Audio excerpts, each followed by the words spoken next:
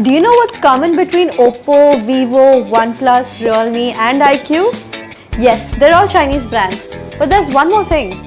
They're all owned by the same company called BBK Electronics. Crazy, right? आप सोच रहे होंगे कि इतने सारे brands क्यों? Is it a waste of money? A waste of resources? Has China completely taken over the Indian smartphone market? Hey, I'm Janvi, and in today's episode of Charcha Jari Hai, I'm going to be answering all these questions. So BBK Electronics was founded in 1995. It initially made gaming consoles, after which it entered the music industry with Oppo, making products like DVDs, headphones, speakers, etc. Yup, Oppo was into music. Everything was going fine till BBK faced massive legal cases for piracy charges. It almost went bankrupt. That is when it decided to split all its businesses. So that अगर एक company को legal action face करना पड़े, तो BBK and other companies remain unaffected. And that's how Oppo and Vivo were born. Not together though. Oppo officially went into mobile phones in 2008, right after Steve Jobs launched the iPhone in 2007. Its first phone was the Oppo A103, aka the smiley phone. Then came Vivo in 2009 with X1. While BBK made it look like Oppo and Vivo were fighting amongst themselves, it quietly launched OnePlus and Realme. OnePlus came in 2018 mainly for the foreign markets, and then came Realme to counter Xiaomi's Redmi. Now you might think, ये एक company का नुकसान दूसरी company तक ना पहुंचे, ये तो समझ आ गया. But aren't they all still rivals? For this, let's explain a term called multi-brand strategy. आपके घर पे कौन सा सोप यूज होता है? Lifebuoy, Dove, Lux या Pears? Spoiler alert, they're all Hindustan Unilever brands. Multi-brand strategy is when companies create many brands in the same market to cater to different user segments and basically to get more market share. For example, globally, Louis Vuitton has 75 brands across 6 sectors.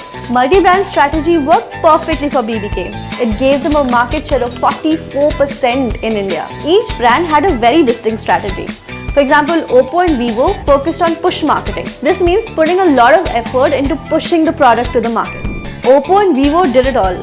Ranbir Kapoor Deepika Padukone को ambassador बना लिया, IPL को sponsor कर दिया और हर एक billboard पर सिर्फ ब्लू और ग्रीन दिखता था. They also pay their shopkeepers the highest margin in the market of 20%, way more than other brands giving a mere 5 to 10%. While Oppo introduced low light photography, 5x zoom lens and retractable motor for front and back camera, Vivo was proudly the world's thinnest smartphone, pioneering the high-fidelity audio. Vivo was also the first to launch in-display finger sensor in phones. These innovations became the core of their advertising and marketing strategies. OnePlus and Realme went the opposite way with pull marketing, which means drawing your customers to your product. In the beginning, OnePlus played massively on word-of-mouth marketing and created a lot of FOMO by limiting supplies. The idea was clear. Advertising पे खर्चा कम करो और ये cost benefit customers को transfer कर दो so that the phones get cheaper. Another one of its major strokes was its loyal community. Realme targeted online sales, offering more for less and quickly becoming India's top-selling smartphone by 2018.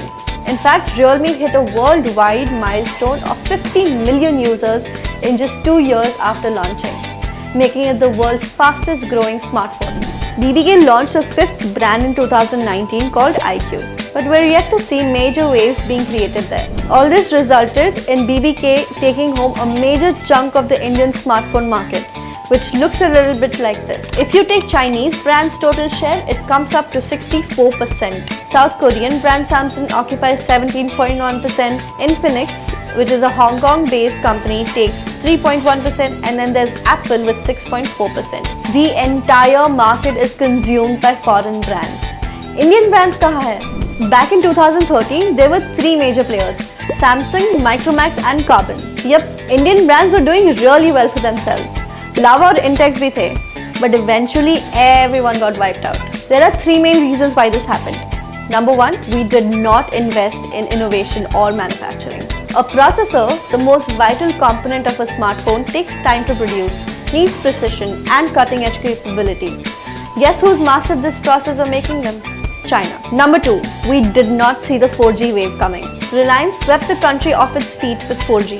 Nidhi Markanday, director of Intex Technology, said in an interview back then, No Indian player was ready for this sudden shift from 3G to 4G in the market. Number 3, we could not compete with China. Spending on marketing while taking a hit on our profits is something we could just not afford. There were rumors that the government would be stepping in and banning Chinese smartphones, but it did not happen.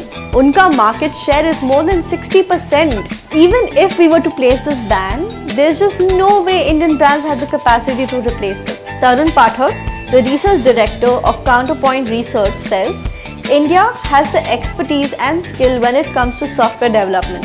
So it is easy to replace a product like TikTok.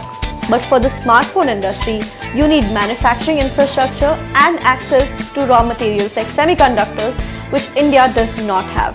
Do you think Indian phones can step up and regain market share? Let us know in the comments and we'll see you in the next episode of Charcha Jari Hai.